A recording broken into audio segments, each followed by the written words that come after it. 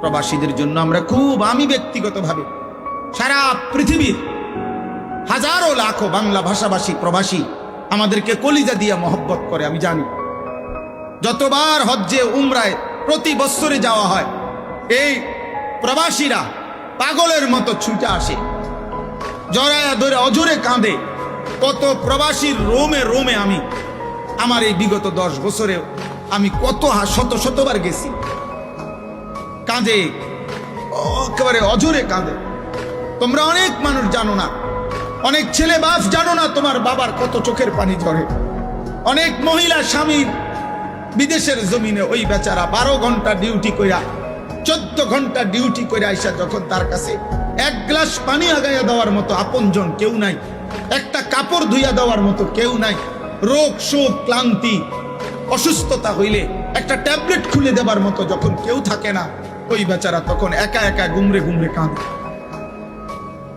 কোনদিন বলে না মার কাছে, বাপের কাছে কষ্টে আছি, মা তো আবার দেশে কাঁদবে। বউর কাছে বলে না আমি কষ্টে আছি, ছেলে মেয়ের কাছে বলে না। একজন শক্ত সামর্থ্য মানুষ, 28 বছর, 30 বছর, 40 বছর বয়স, পূর্ণ যৌবন, পূর্ণ শক্তি সামর্থ্য, কিন্তু স্ত্রী সন্তান নাই কাছে, তার জীবনটা কি পরিমাণ কষ্টের। এই কষ্টকর জীবন দিয়ে রক্ত পানি করে বুকে পাথর চাইপা রাইখা নিজ এলাকার জন্য, বাড়ি ঘর বিবি বাচ্চার জন্য সমস্ত জমানো টাকাগুলো পাঠায়। সেই নাফরমান সন্তান দিবানিশি মোবাইলে উলঙ্গ ছবি দেখে, স্ত্রী বেপর্দা, অন্য পুরুষের সাথে অনেক অনেক নাফরমান বিবি আছে, অসভ্য বিবি।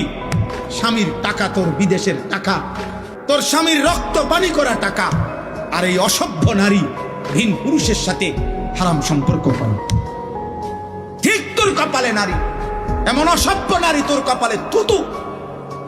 এমন চরিত্রহীন যুবক নওজোয়ান, তোদের যাদের বাপের রক্ত পানি করা টাকায় তোরা উলঙ্গ ছবি দেখস, তোদের কপালে থুতু কপাল। ঠিক তোদের কপালে, আফসোস তোদের কপালে।